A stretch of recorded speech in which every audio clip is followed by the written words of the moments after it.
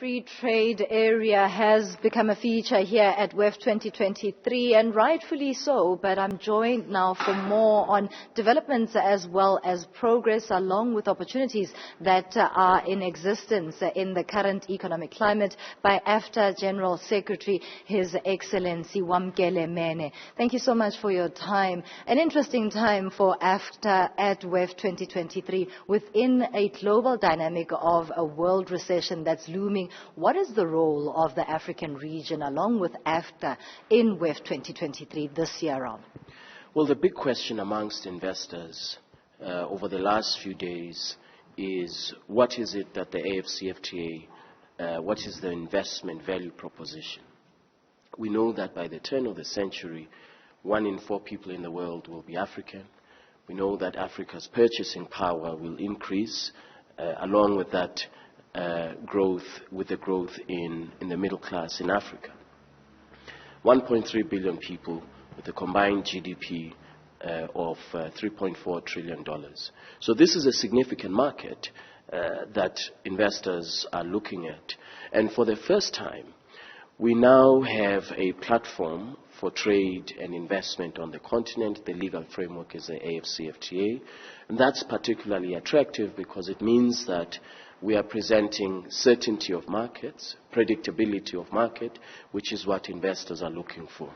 And so it has been a very fruitful few days of interacting with investors and raising awareness about the range of different offers of sectors that Africa offers for investment, the automotive sector, agriculture and agro-processing, pharmaceuticals.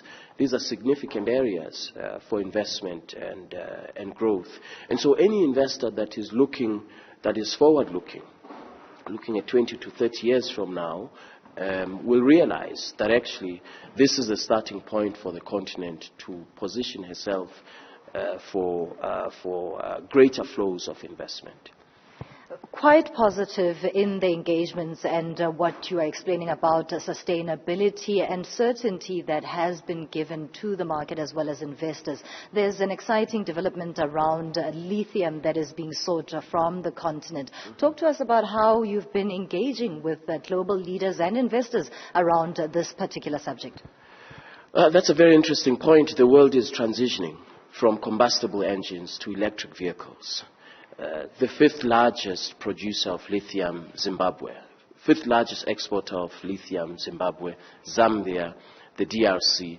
These are countries that along the automotive sector, the global automotive sector value chain, have a very unique opportunity to actually be co-drivers of this global industry because you need the core component for the electric vehicle. However, for that to happen successfully, in other words, for the continent to position herself in this global auto industry, we have to have value addition in Africa. The processing of these minerals has to happen in Africa that are required to power the global economy. You would have heard yesterday President Tshisekedi in one of the sessions laying out a vision for how the DRC intends to engage in the global auto industry, particularly electric vehicles. And so it is a very, very unique opportunity for Africa to provide an alternative supply chain network in this context of a geo-economic tension where supply chains have been disrupted. And so I think the world, one of the issues that is coming up very, very strongly is how the world underestimated risk mitigation of global supply chains and relied in one region or in one country for these supply chains. And so it is an opportunity for Africa to position herself as an area where these supply chains can be established, not only for sustainability of global commerce, but also for our own sustainability as a continent. On the latter point, there's been criticism or commentary rather around localization, particularly on the African continent, because we've seen that those geopolitical tensions between Russia and Ukraine culminating in a war and disruptions generally.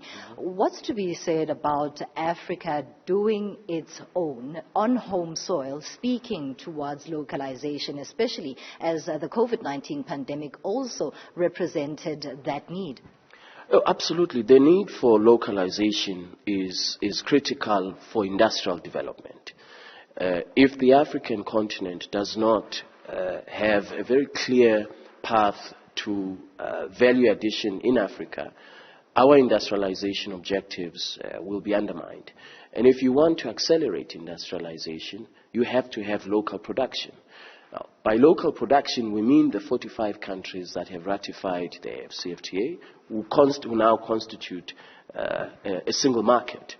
So we have transitioned from having fragmentation of what is local content across regions of the continent and across countries, to now having a single set of rules for local content, so that investors, any investor, can look at what are the local content requirements for pharmaceuticals in West Africa, in Central Africa, and in Eastern Africa, and come to the same conclusion that actually, if you want to invest in any particular region of the continent, the rules that apply to you for local content are the same.